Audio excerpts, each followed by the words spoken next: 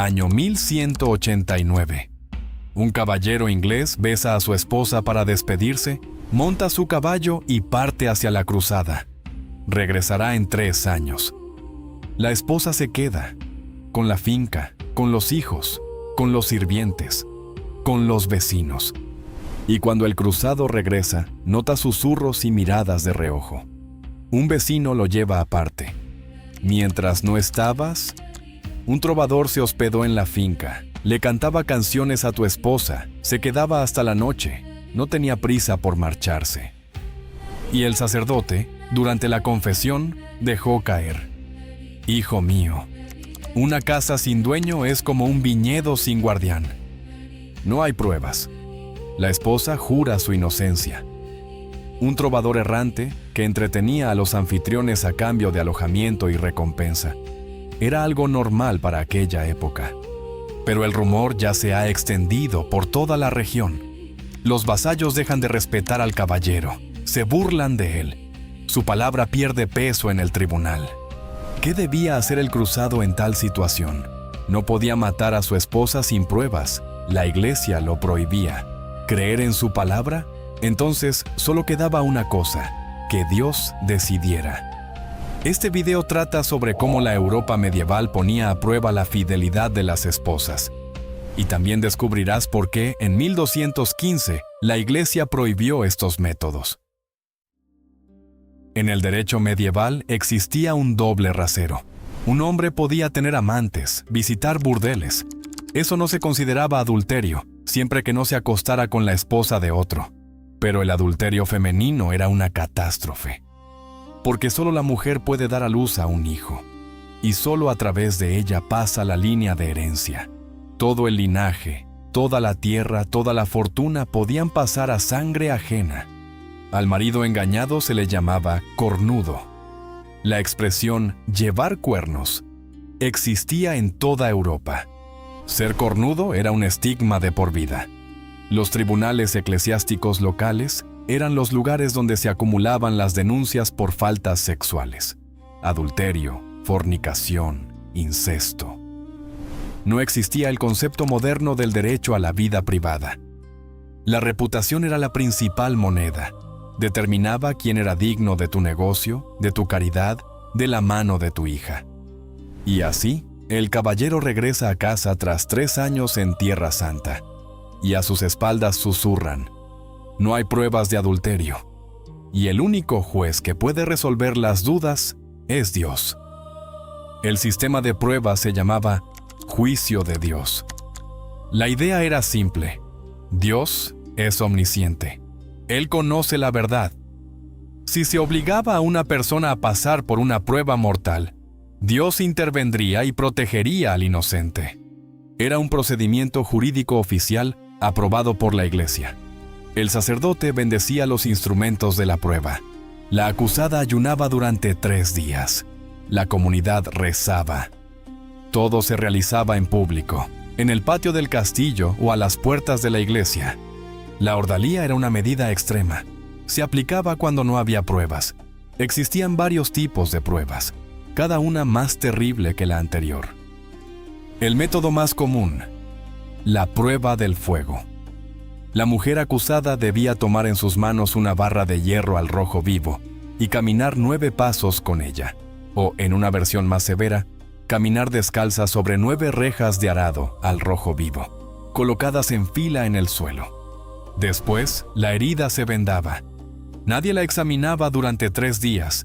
Al 4.º día, el sacerdote retiraba el vendaje y emitía el veredicto. Si la herida sanaba limpiamente, Dios la había declarado inocente. Si supuraba, era culpable.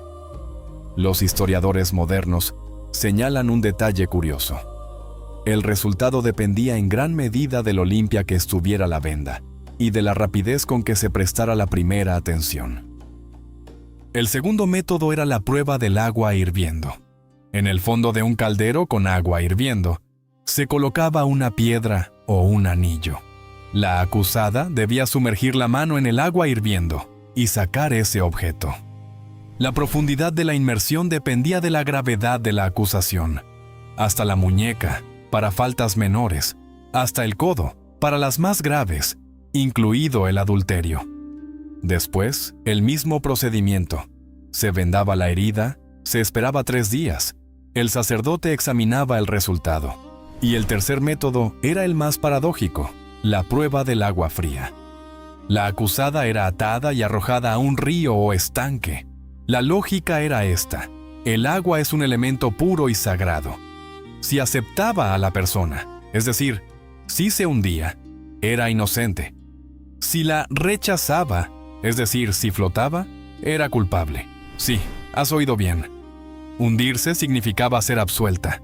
Flotar significaba ser condenada. Por supuesto, normalmente sacaban a las personas que se hundían si llegaban a tiempo, pero no siempre. Esta prueba era la más controvertida incluso según los estándares medievales, y fue precisamente este método el que sobrevivió a la prohibición de 1215. Regresó en los siglos XVI y XVII durante la caza de brujas. Miles de mujeres pasaron por esta prueba, siglos después de que la Iglesia la prohibiera. No todos los métodos eran tan crueles. El más común en la vida cotidiana se llamaba compurgación, purificación por juramento. La esencia era simple. La mujer acusada debía presentar a un cierto número de personas, garantes, que juraran ante Dios que ella era inocente. Estas personas no eran testigos, podían no saber nada del caso. Juraban que creían en ella. El derecho eclesiástico establecía reglas estrictas. Los garantes debían tener una reputación intachable y conocer personalmente a la acusada. El juramento debía formularse de manera que no dejara dudas. El número de garantes dependía de la gravedad de la acusación y del estatus de la acusada. Por ejemplo, cuando en el año 899 la reina Uta de Germania fue acusada de adulterio, necesitó 82 caballeros que juraran su inocencia. Solo entonces fue absuelta. ¿Qué prueba esperaba a la acusada? Dependía de su estatus. A la esposa de un cruzado le esperaba el hierro candente. La prueba del fuego era una prueba para la nobleza.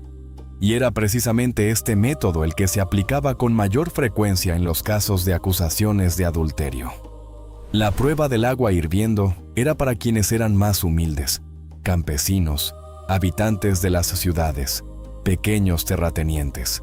Y el agua fría era la prueba más baja. Ataban a la persona y la arrojaban al río como un saco.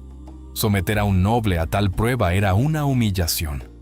Por eso el agua fría se reservaba para los pobres, los vagabundos, aquellos que no tenían ni estatus ni protectores.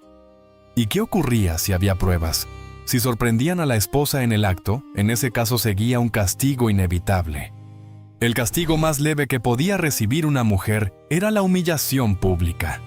A la esposa le afeitaban la cabeza, la desnudaban ante sus familiares y la obligaban a atravesar el pueblo mientras la azotaban. Más grave eran las mutilaciones. Por ejemplo, bajo el rey Canuto en Inglaterra, a comienzos del siglo XI, a una mujer sorprendida en adulterio, podían cortarle la nariz y las orejas, y según la ley secular, el marido tenía derecho a matar a la esposa y al amante en el acto, si los sorprendía juntos. La Iglesia lo prohibía, pero la ley secular lo permitía. El caso más sonado fue el escándalo de la Torre de Nesle, en 1314. 2 nueras del rey francés Felipe IV fueron descubiertas en adulterio con los hermanos Daunet. Los amantes fueron ejecutados. Les arrancaron la piel en vida, los castraron y los decapitaron. Una de las nueras murió en la fortaleza un año después. La otra pasó 10 años en prisión. A comienzos del siglo XIII, el sistema del juicio de Dios empezaba a resquebrajarse. Los sacerdotes sabían demasiado. Escuchaban confesiones, sabían quién se acostaba con quién, y ellos mismos decidían cuán al rojo vivo debía estar el hierro, cuán apretada debía estar la venda, qué decir 3 días después. En esencia, el veredicto no lo dictaba Dios, sino el sacerdote local. Todos lo entendían, pero no era costumbre decirlo en voz alta. Los teólogos empezaron a plantear preguntas sin respuesta.